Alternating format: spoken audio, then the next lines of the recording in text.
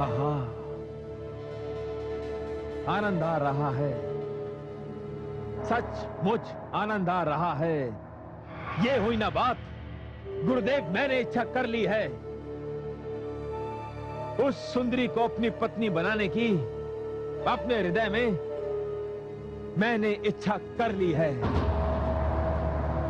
बस मेरा कार्य संपन्न हुआ। ध्यान रहे राजन, मैं कुछ दिनों के लिए तपस्या करने गंधमादन पर्वत पर जा रहा हूं और जाने से पूर्व आपसे एक वचन चाहता हूं कि मेरे वापस आने तक आप उस महासुंदरी को पराजित कर उसे अपनी महारानी बना लेंगे। मैं आपको वचन देता हूं गुरुदेव। किंतु एक बात का और ध्यान रहे राजन, अब उस सुंदरी और आपके बीच व्यवधान उत्पन्न करने के लिए जो भी शुक्राचार्य आएगा वो मायावी और छलिया होगा। आप उसे यहां से अपमानित करके निकाल देना, उसकी एक न सुनना। जैसी आपकी आज्ञा गुरुदेव। मैं आपके समक्ष महामंत्री धूम्रलोचन को उस सुंदरी को पराजित करने के सारे अधिकार देकर भेज रहा हूं। जो आज्ञा महाराज। मैं अभी प्रस्थान करता हूं और उस पराजित स्त्री को लेकर वापस आता हूं। आपका अभियान सफल हो। प्रणाम महाराज। प्रणाम गुरुदेव।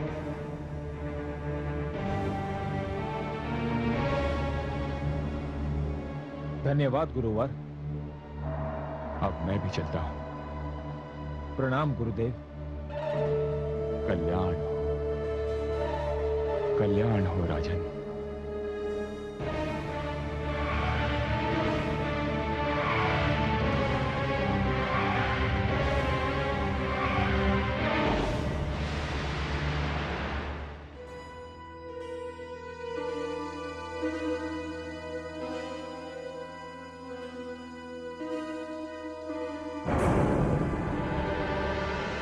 जाइए देवराज इंद्र, जगदम्बा की कृपा से आपका कार्य संपन्न हुआ।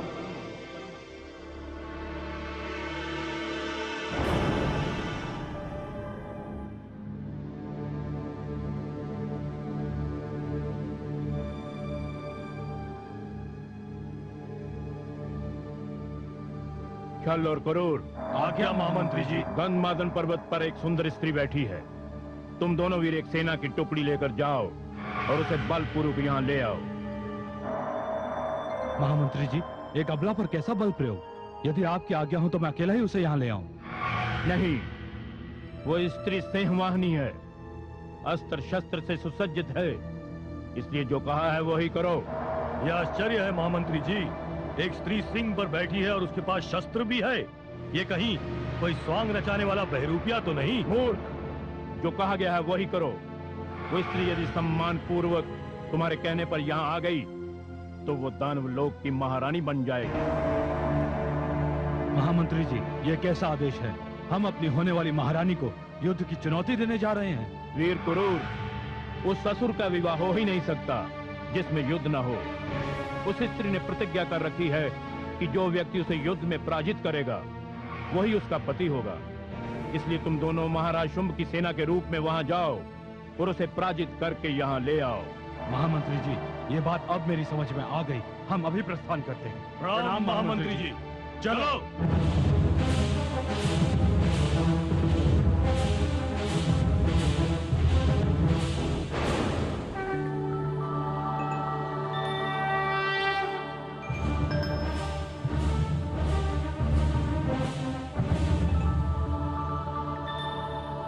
वनराज,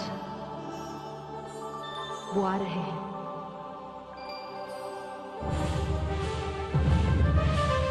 किंतु वनराज, ये क्या?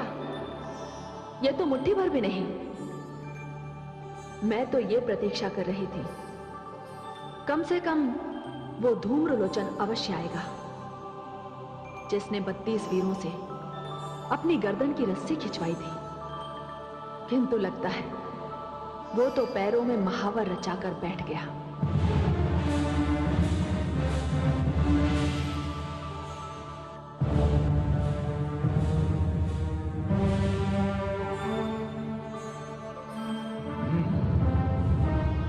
स्त्री उठ और हमारे साथ चुपचाप चली चल।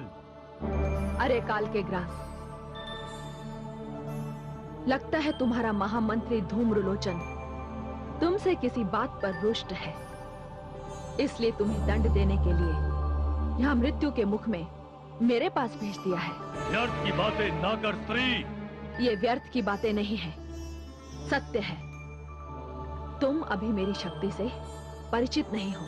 देखो स्त्री, इतना तो हमें ज्ञात है कि महाराज शुंभ ने तुम्हें अपनी महारानी बनाना स्वीकार कर लिया है। इसलिए मैं नहीं चाहता कि मेरे हाथों तुम्हारा कोई अनिष्ट हो। और बिना अनिष्ट के मैं यहाँ से जा भी नहीं सकती। तुम तो इस योग्य भी नहीं हो कि तुम्हारा वध किया जा सके। महामंत्री धूम्रलोचन ने सत्य ही कहा था। तुम सिंह पर बैठकर ये समझती हो कि हम तुमसे भयभीत हो जाएंगे? हम दानव है, दानव। दानव दानव मत करो।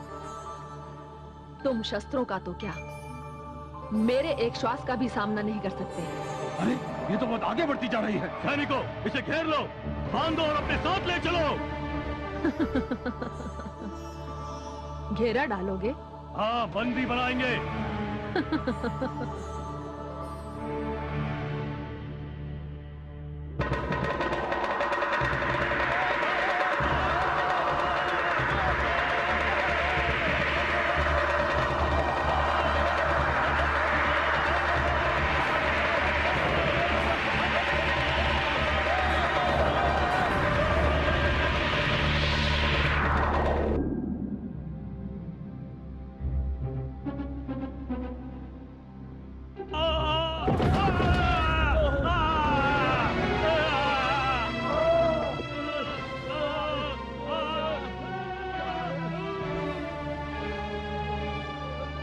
ये क्या छल, क्रूर?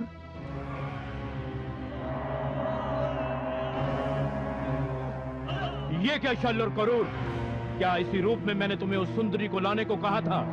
ऐसा लग रहा है जैसे किसी ने हवा की गठरी में बांधकर तुम्हें फेंक दिया हो। यही हुआ है श्रीमान, हमारा दुर्भाग्य। हम उस स्त्री को वश में क्या कर पाते? उससे दो दो हाथ क्या करते? उसने तो एक ही फूंक में हम सबको तिनकों की भांति उड़ाकर यहाँ फेंक दिया है। हाँ महामंत्री धूम्रलोचन, उसके मुख से, उसके श्वास ने एक भयंकर आंधी बनकर आकाश से नीचे फेंक दिया हमको। नहीं, ये नहीं हो सकता, ये असंभव है। कदाचित रूप की खान होने के साथ साथ वो महासुंदरी मायावी भी है। तुम सब यहीं ठहरो, मैं स्वयं जाता हूं और उसे लेकर आता हूं। वो धूम्रलोचन की शक्ति को नहीं जानती। अब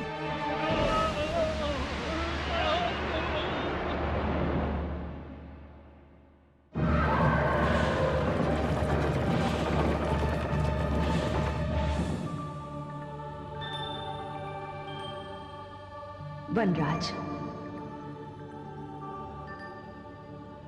अपने आप में एक सहस्त्र बाहों का बल रखने वाला दानवों का महामंत्री धूम्रलोचन क्रोध से फुफकारता हुआ चला रहा है। लगता है उसे अपनी सेना का आंधी में तिनकों वाली दशा को पहुंचना अच्छा नहीं लगा। देवी! क्या बात है महामंत्री धूम्रलोचन, तुम तो अपने आप को बड़ा वीर समझ रहे थे। अपना बल प्रयोग करके तुमने तो 32 वीरों को हवा में उड़ा दिया था। मैं तो अकेली हूं।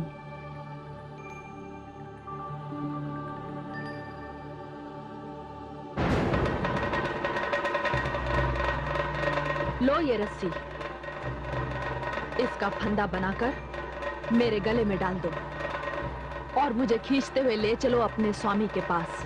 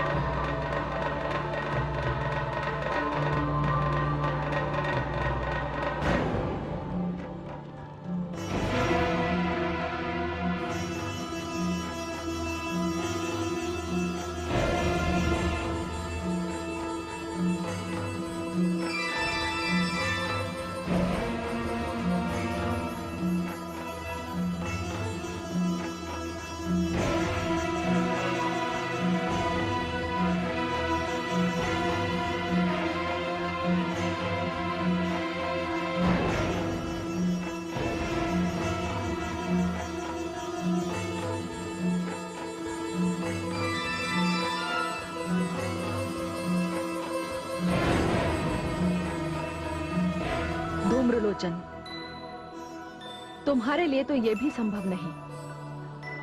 अब मुझे पराजित करने की विधि स्वयं तुम्हें ही सोचनी पड़ेगी।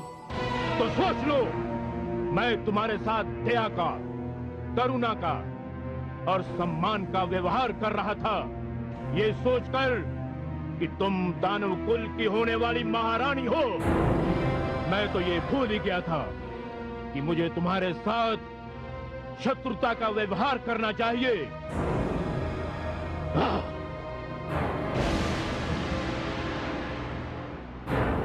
हे मायावी स्त्री, रोक सकती है तो रोक ले मेरे इस खड़ग के प्रहार को।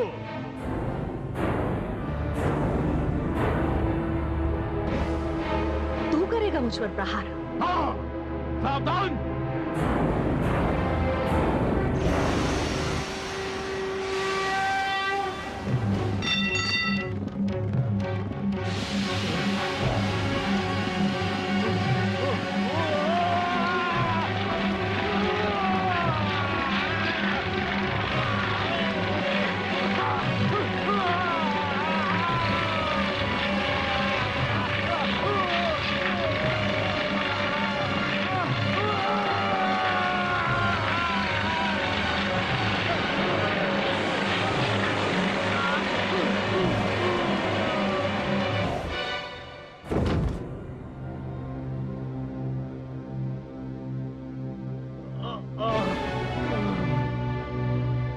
धूम्रलोचन,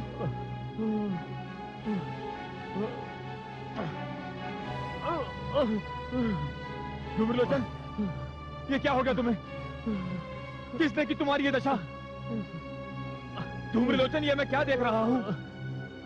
तुम्हारी शक्ति के आगे तो अपनी देव भी ऐसा साहस नहीं कर सकते थे, फिर ये कैसे हो गया?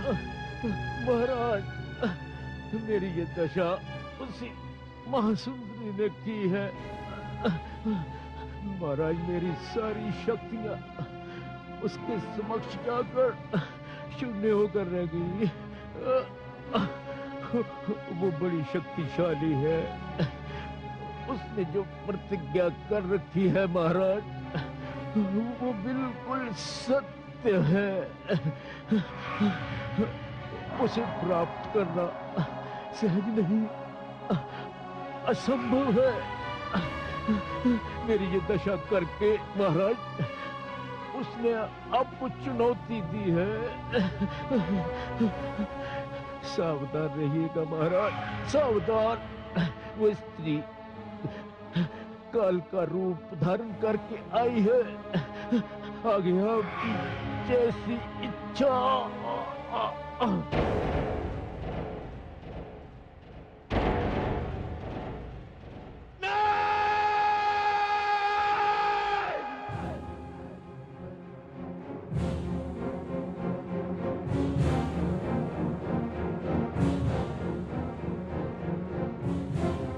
उस स्त्री को तो मैं प्राप्त करके रहूंगा।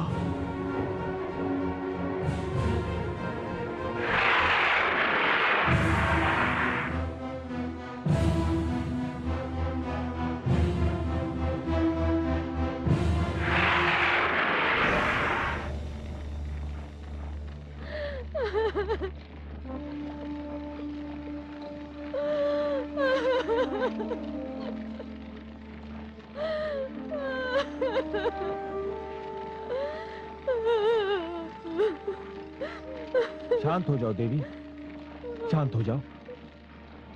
पति की मृत्यु पर अश्रु बहाना तो मानवों का स्वभाव है, और आप तो एक दानव वीर की पत्नी हैं, और दानवों की परंपरा भी अच्छी तरह से जानती हैं। आप अपनी इच्छा से किसी भी दानव का वरण कर सकती हैं।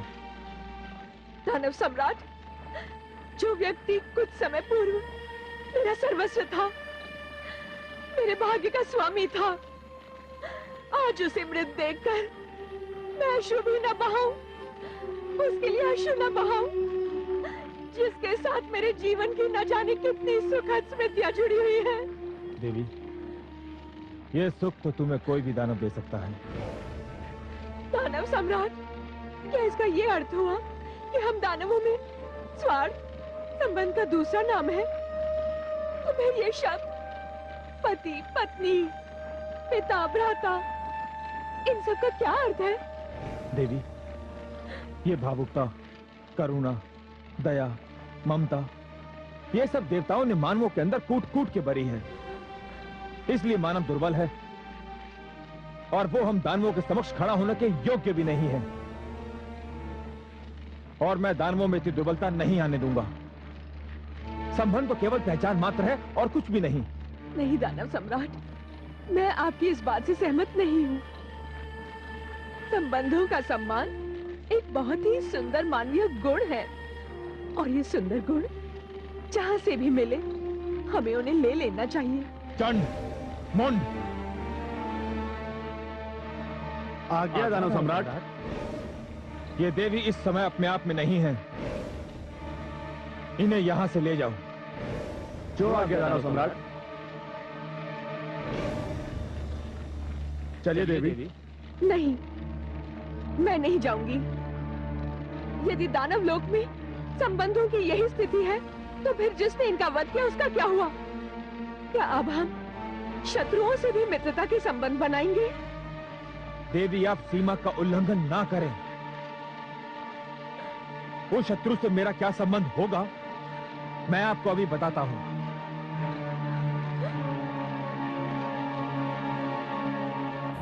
मैं इस चिता पे हाथ रख के सौगंध खाता हूं कि जिस स्त्री ने महामंत्री धूम्रलोचन की ये दशा बनाई है, मैं उस स्त्री से विवाह करके उसे दानव लोक की महारानी बनाऊंगा। ठहरिए दानव सम्राट, ठहरिए। ये आप क्या करने जा रहे हैं? गुरुदेव, गुरुदेव। दानव सम्राट, ये आप क्या कर रहे हैं? मैं इस देवी को वचन दे रहा हूं कि मैं उस स्त्री को अपनी महारानी बनाऊंगा। यदि उसने प्रतिज्ञा की है कि जो उसे युद्ध में हराएगा वो उसकी पत्नी बनेगी, तो मैं उसे युद्ध में हराऊंगा और उसे अपनी पत्नी बनाऊंगा। दानव सम्राट, ये आप क्या कह रहे हैं? धूम्रलोचन ने जो भी किया, धूम्रलोचन का जो भी अंत हुआ, उसका उत्तरदायी स्वयं धूम्रलोचन है। हाँ गुरुदेव, धूम्रलोचन ने जो भी किया आपकी अनुमति लेकर किया। उसके पश्चात। ठहरिए दानव सम्राट, हम इस विषय में बात कर चुके हैं। हाँ गुरुदेव, इस विषय में मुझे भी आपकी अनुमति प्राप्त हो चुकी है। अनुमति? कैसी अनुमति? किसने दी आपको अनुमति? आपने। मैंने कोई अनुमति नहीं दी। क्या गुरुदेव, आपने मुझे कोई अनुमति नहीं दी? नहीं, मैंने कोई अनुमति नहीं दी। अब उस सुंदरी और आपके बीच व्यवधान उत्पन्न करने के लिए जो भी शुक्राचार्य आएगा वो मायावी और छलिया होगा। तो इसका अर्थ ये हुआ कि गुरुदेव सत्य कहते थे। कौन हो तुम? क्या मैं कौन हूं? अपने कुल गुरु से पूछ रहे हो? उस कुल गुरु से जिसे तुम स्वयं बुलाकर लाए थे? बंद करो ये ढोंग भैरूपिये। दानव सम्राट शुंभ के समक्ष तुम्हारा आने का ये साहस कैसे हुआ? यदि तुम हमारे गुरु होते तो हमें उत्साहित करते, हमें उस स्त्री पर विजय प्राप्त करवाकर उससे विवाह करने की प्रेरणा देते। दानवों, दैत्य और असुरों में मैं ये कार्य प्रथम बार करने नहीं जा रहा हूं। मुझसे पूर्व भी लोग ये कार्य कर चुके हैं और मेरे पश्चात भी ये कार्य करते रहेंगे। ये हम दानवों की परंपरा है। मूर्ख, तुम्हारे सामने ये दुस्साहस देवताओं का गुरु ही कर सकता है।